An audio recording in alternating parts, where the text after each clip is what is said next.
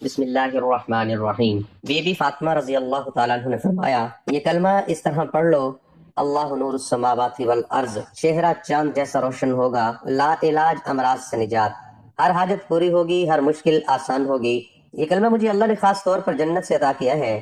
محترم ناظرین، آج جو ویڈیو لے کر میں آپ کی خدمت میں حاضر ہوا ہوں وہ بہت ہی خوبصورت سا وظیفہ ہے، سورۃ النور کا وظیفہ ہے۔ انشاءاللہ تعالیٰ اس کو آپ نے کس طرح سے پڑھنا ہے، اگر آپ اس کو میرے بتائے گئے طریقے کے مطابق پڑھ لیتے ہیں تو انشاءاللہ اللہ کریم آپ پر مہربان ہوں گے۔ آپ کو اس کی 8 فضیلتیں حاصل ہوتی ہیں انشاءاللہ تعالیٰ۔ اگر آپ اس بتائے گئے طریقے سے پڑھتے ہیں تو وہ 8 کی 8 فضیلتیں اللہ کریم آپ کی زندگی میں داخل کر دیتے ہیں۔ بہت ہی خوبصورت عمل ہے، انشاءاللہ آپ نے ویڈیو کو اینڈ تک ضرور دیکھنا ہے، مکمل طور پر آپ مستفید ہو پائیں گے۔ ویڈیو ذکر کرنے سے پہلے میں آپ سے درخواست کرنا چاہوں گا کہ اگر آپ میرے چینل پر نئے ہیں یا آپ مجھے پہلی مرتبہ سن رہے ہیں تو میرے چینل کو سبسکرائب ضرور کر دیں، اور اگر آپ مزید اپڈیٹس حاصل کرنا چاہتے ہیں تو سبسکرائب کے بٹن کے ساتھ جو نوٹیفیکیشن کا بٹن ہے اس کو بھی ضرور پریس کریں تاکہ میری ہر نئی ویڈیو آپ کے پاس نوٹیفیکیشن کی صورت میں پہنچتی رہے۔ محترم ناظرین، یہ آیت بے شک بہت عظیم ہے اور اس کے روحانی اثرات اللہ کی معرفت اور نور ہدایت سے تعلق رکھتے ہیں۔ میرے محترم بھائی اور بہنوں، آج ہم ایک ایسی عظیم آیت پر گفتگو کرنے جا رہے ہیں جو دلوں کو روشن کرتی ہے، روحوں کو زندہ کرتی ہے اور انسان کو اندھیروں سے نکال کر نور کی طرف لے آتی ہے۔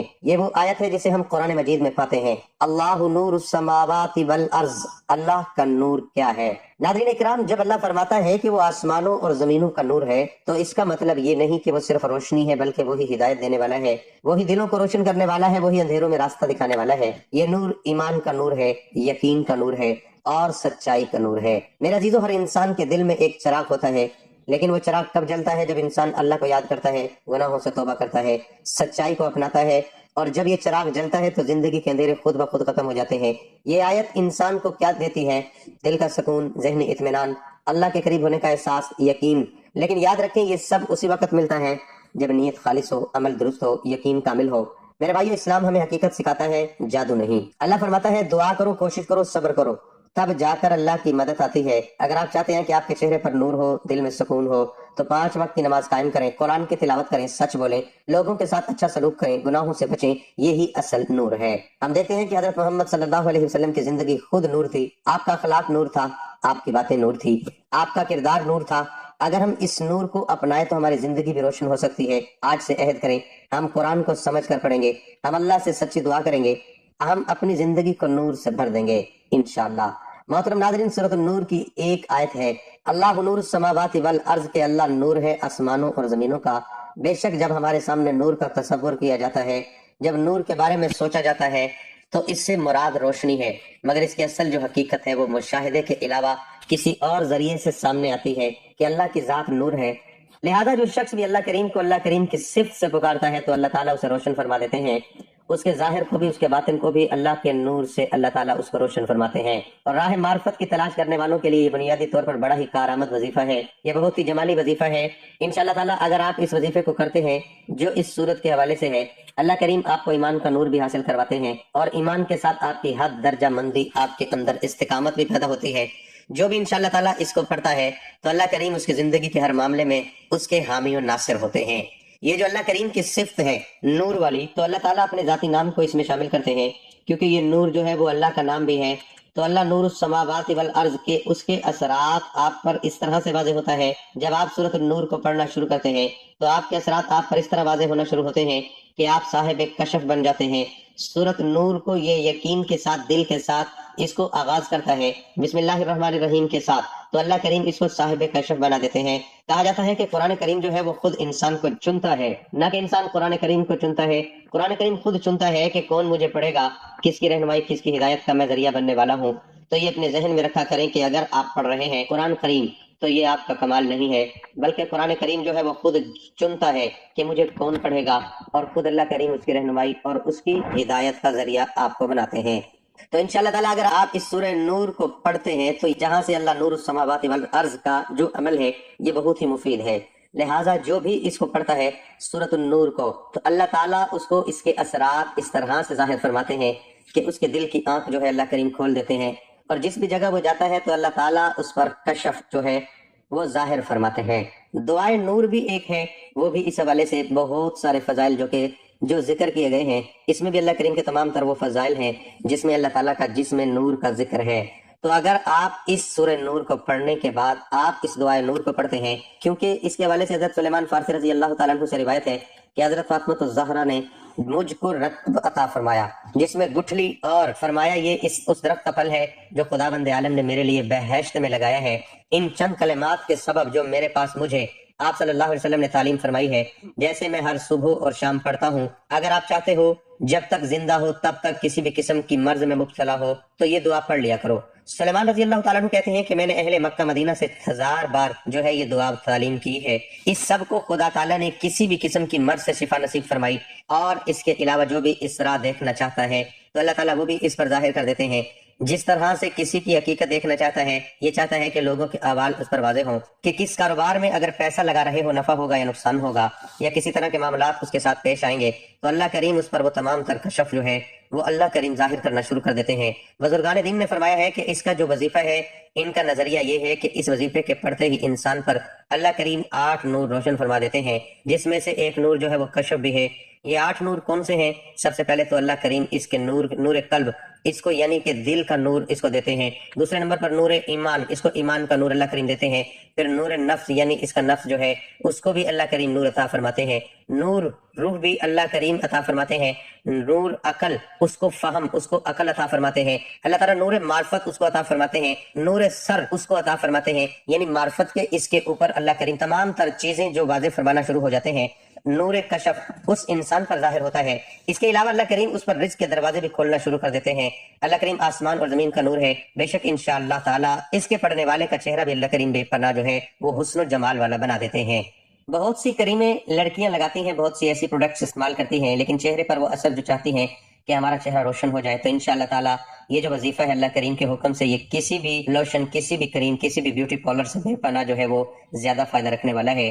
انشاءاللہ تعالیٰ آپ کو اللہ کریم کے حکم سے اگر آپ اس کو پڑھتے ہیں، پڑھ کر اپنی آنکھوں پر، اپنے چہرے پر اس کا دم کر لیتے ہیں، مل لیتے ہیں، تو اللہ کریم آپ کے چہرے کو منور اور پرکشش بنا دیتے ہیں۔ یہ بہت ہی خوبصورت عمل ہے، اس سے چہرے پر انوکھی تازگی، سکون اور کشش پیدا ہوتی ہے۔ بہت سے زیادہ لوگوں کا یہ ازمودہ ہے۔ انشاءاللہ اگر آپ چاہتے ہیں کہ آپ کے چہرے پر کشش ہو، آپ کے چہرے خوبصورت ہو، تو آپ یہ ضرور پڑھیں۔ سورہ نور کو پڑھ کر اپنے چہرے پر دم کر لیں، انشاءاللہ تعالیٰ آپ کا چہرہ منور ہو جائے گا۔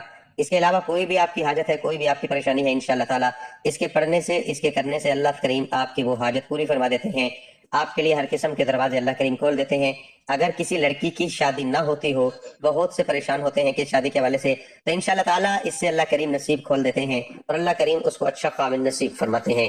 روزانہ اس کو پڑھنے کا معمول بناتی ہیں، اور پڑھ کر اللہ کریم سے دعا کرتی ہیں کہ میرے پاک پروردگار مجھے اچھا ساتھی نصیب فرما۔ اس طرح سے مرد حضرات کے لیے بھی اگر وہ اس طرح سے پڑھتے ہیں تو اللہ تعالیٰ ان کو بھی اچھا ساتھی نصیب فرماتے ہیں۔ اس کے علاوہ دعائے نور بھی ایک ہے، وہ بھی اس کے حوالے سے بہت سارے فضائل جو ذکر کیے گئے ہیں، اس میں بھی اللہ کریم کے تمام تر وہ فضائل ہیں اللہ تعالیٰ کا جس میں نور کا ذکر ہے۔ اگر آپ اس سورت نور کو پڑھنے کے بعد آپ اس دعائے نور کو پڑھتے ہیں تو انشاءاللہ تعالیٰ آپ کو اس کے بے پناہ فائدے انشاءاللہ حاضر ہوں گے۔ آپ کی ہر قسم کی حاجت کو پورا فرمائیں گے انشاءاللہ تعالیٰ۔ دنیاوی فائدہ بھی ہوگا، اخروی فائدہ بھی ہوگا۔ تو آپ نے اس کو ضرور بضرور آپ نے اس کا وظیفہ کرنا ہے۔ محترم ناظرین، انسانی زندگی خوشی اور غم، صحت اور بیماری، آسانی اور مشکل کا مجموعہ ہے۔ دنیا کی کوئی زندگی ایسی نہیں جس میں مکمل سکون ہو۔ بیماریاں، مصیبتیں اور موت وہ حقیقتیں ہیں جن سے کوئی انسان انکار نہیں کر سکتا۔ اسلام ان تینوں کو نہ صرف زندگی کا حصہ مانتا ہے بلکہ انہیں آزمائش، تنبیہ، رحمت اور کامیابی کا ذریعہ بھی قرار دیتا ہے۔ بیماریاں، آزمائش بھی، رحمت بھی۔ بیماری انسان کو کمزور کر دیتی ہے، مگر اسی کمزوری میں اللہ کی طرف رجوع کا دروازہ کھلتا ہے۔ اسلام کے مطابق بیماری صرف سزا نہیں بلکہ اکثر گناہوں کا کفارہ اور درجات کی بلندی کا سبب ہوتی ہے۔ نبی کریم صلی اللہ علیہ وسلم نے فرمایا، مسلمان کو جو تکلیف، بیماری، رنج یا غم پہنچتا ہے، حتیٰ کہ کانٹا بھی چبھتا ہے، تو اللہ اس کے گناہ معاف فرما دیتا ہے۔ بیماری انسان کو عاجزی سکھاتی ہے، غرور توڑتی ہے، اور یہ احساس دلاتی ہے کہ اصل طاقت اللہ کے ہاتھ میں ہے۔ صحت مند انسان اکثر غفلت میں مبتلا ہو جاتا ہے، جبکہ بیمار دل سے دعا کرتا ہے، آنکھوں میں آنسو اور زبان پر اللہ کا نام ہوتا ہے۔ اسلام علاج کی بھی تلقین کرتا ہے، کیونکہ بیماری کے ساتھ صبر اور دوا دونوں ضروری ہیں۔ نبی صلی اللہ علیہ وسلم نے فرمایا، اے اللہ کے بندو، علاج کرو، کیونکہ اللہ نے ہر بیماری کے ساتھ اس کی شفا بھی رکھی ہے۔ مصیبتیں اللہ کی طرف سے امتحان ہیں۔ مصیبتیں انسان کی زندگی میں اچانک آتی ہیں۔ مال کا نقصان، رشتوں کی جدائی، حادثات، ناکامیاں یا خوف۔ قرآن مجید میں اللہ تعالیٰ فرماتے ہیں، اور ہم ضرور تمہیں خوف، بھوک، مال، جان اور پھلوں کے نقصان سے آزمائیں گے اور صبر کرنے والوں کو خوشخبری دے دیجیے۔ مصیبت دراصل انسان کے ایمان کا امتحان ہے۔ جو شخص مصیبت میں صبر کرتا ہے، شکوہ نہیں کرتا اور اللہ پر بھروسہ رکھتا ہے، وہ اللہ کے نزدیک بلند مقام پاتا ہے۔ مصیبتیں انسان کو جھنجھوڑتی ہیں، اسے سوچنے پر مجبور کرتی ہیں کہ دنیا عارضی ہے۔ اکثر لوگ مصیبت کے بعد اللہ کے زیادہ قریب ہو جاتے ہیں، نماز کی پابندی شروع کرتے ہیں اور اپنی زندگی کو درست کرنے کی کوشش کرتے ہیں۔ موت اختتام نہیں، آغاز۔ موت سب سے بڑی حقیقت ہے، کوئی طاقت، دولت یا عقل اسے روک نہیں سکتی۔ قرآن کہتا ہے ہر جان کو موت کا مزہ چکھنا ہے۔ اسلام میں موت کو فنا نہیں بلکہ ایک مرحلے سے دوسرے مرحلے میں منتقلی کہا گیا ہے۔ اصل زندگی موت کے بعد شروع ہوتی ہے، جہاں انسان کے اعمال اس کے ساتھ ہوں گے۔ اچانک موت کا خوف انسان کو چونکا دیتا ہے، مگر اسلام ہمیں سکھاتا ہے موت کا وقت مقرر ہے، یہ نہ ایک لمحہ پہلے نہ ایک لمحہ بعد۔ اصل فکر، اچھی تیاری ہونی چاہیے۔ نبی صلی اللہ علیہ وسلم نے فرمایا عقل مند وہ ہے جو اپنے نفس کا محاسبہ کرے اور موت کے بعد کے لیے عمل کرے۔ بیماریاں، مصیبتیں اور موت، تینوں کا مشترکہ پیغام، یہ تینوں انسان کو ایک ہی بات سکھاتی ہیں، دنیا عارضی ہے، اصل کامیابی ایمان اور عمل میں ہے۔ اللہ کی طرف رجوع ہی نجات کا راستہ ہے۔ جو شخص بیماری میں شکر، مصیبت میں صبر اور موت کے ذکر سے اصلاح اختیار کرتا ہے، وہی کامیاب ہے۔ ہماری ذمہ داری صحت میں شکر اور عبادت، بیماری میں صبر اور دعا، مصیبت میں توکل اور استقامت، موت سے پہلے توبہ اور اصلاح، یہی وہ رویہ جو انسان کو دنیا میں سکون اور آخرت میں کامیابی عطا کرتا ہے۔ بیماریاں، مصیبتیں اور موت بظاہر خوفناک لگتی ہیں، مگر در حقیقت یہ اللہ کی طرف سے پیغام ہے کہ انسان اپنی حقیقت پہچانے، غرور چھوڑے اور اپنے رب کی طرف لوٹ آئے۔ جو شخص اس پیغام کو سمجھ لیتا ہے، اس کے لیے ہر تکلیف رحمت بن جاتی ہے اور موت خوف نہیں بلکہ ملاقاتیں بن جاتی ہیں۔ اے اللہ ہمیں بیماری میں صبر، مصیبت میں استقامت اور موت کے وقت اسلام، ایمان کی سلامتی عطا فرما، آمین۔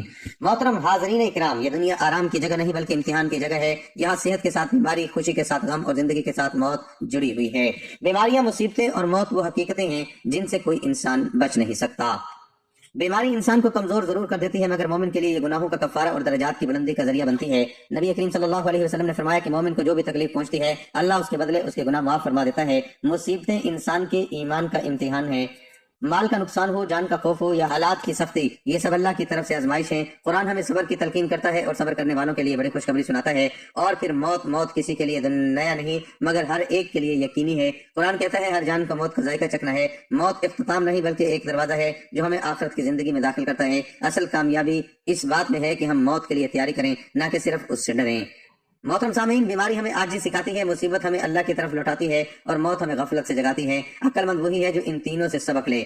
آئیے ہم عہد کریں، صحت میں شکر کریں، بیماری میں صبر کریں، مصیبت میں اللہ پر بھروسہ رکھیں اور موت سے پہلے اپنے اعمال درست کریں۔ اے اللہ ہمیں بیماری میں صبر اور مصیبت میں استقامت اور موت کے وقت ایمان کی سلامتی عطا فرما، آمین۔